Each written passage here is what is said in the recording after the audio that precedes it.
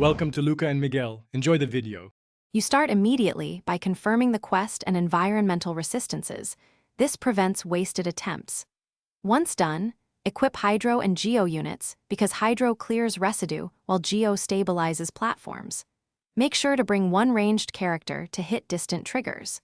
Begin by approaching the nearest anchor point and dispersing small pockets of storm with a Nemo.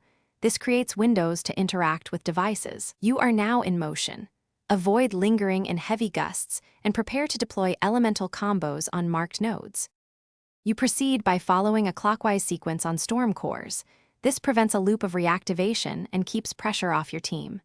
Use Dendro first to apply susceptibility, then follow immediately with Hydro to strip the core. This combo shortens clear time and limits storm spread. While waiting for cooldowns, erect Geo shields to lock control points and give breathing room. Transition between operators smoothly. Swap to ranged characters only when cores are momentarily exposed, so you don't waste time running back.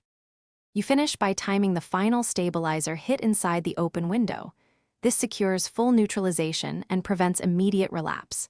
After the hit, make sure to heal and remove any lingering debuffs so your team survives the extraction.